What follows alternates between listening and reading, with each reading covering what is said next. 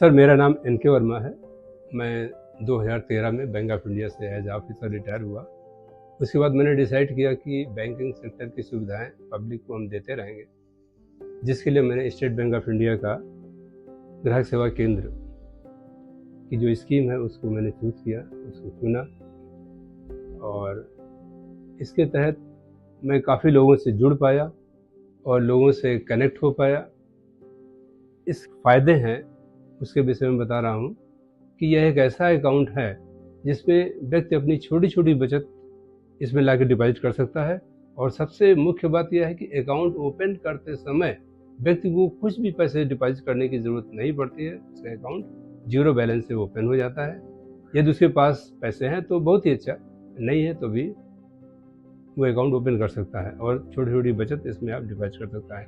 इस अकाउंट के अंतर्गत कुछ गवर्नमेंट के द्वारा लॉन्च की हुई स्कीम है जिसे प्रधानमंत्री जीवन ज्योति बीमा योजना कहा जाता है, प्रधानमंत्री सुरक्षा बीमा योजना कहा जाता है।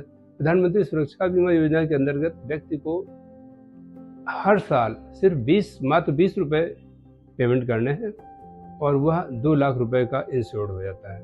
किसी भी दुर्घटना की स्थिति में गवर्नमेंट के द्वारा, सरकार के द्वारा उसको 2 लाख रुपए का भुगतान मिलता है।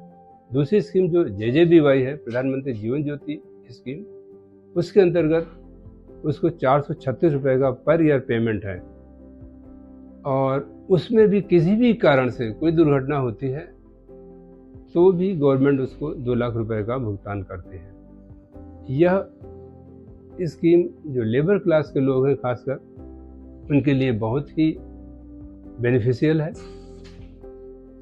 स्टूडेंट के लिए यह सेविंग बैंक अकाउंट बहुत ही बेनिफिशियल है। उनका स्कॉलरशिप इसी अकाउंट पर आ सकता है और वो छोटी छोटी अपनी पॉकेट मनी को इसमें डिपॉजिट कर सकते हैं। घर में पैसा रखने से खर्च हो जाता है या गायब भी हो सकता है।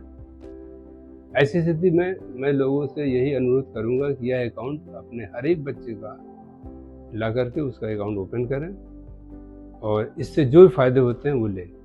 और यदि स्टार्टिंग एज में बच्चा अटल पेंशन योजना की स्कीम लेता है जो किसी अकाउंट से लिंक होती है, वह उसको रिटायरमेंट 60 ईयर्स की जो रिटायरमेंट एज होती है उस समय बहुत लाभ पहुंचाएगी। उसको 5000 का पर मंथ पेमेंट मिलेगा और उसके न रहने पर वह स्कीम उसकी पत्नी के लिए भी लागू रहेगी। और जब पति और पत्नी दोनों नहीं रहेंगे तो जो भी नॉमिनी होगा उसका पुत्र या पुत्री, उसको अटल पेंशन योजना का जो कॉर्पस अमाउंट है वो 12,50,000 रुपये है।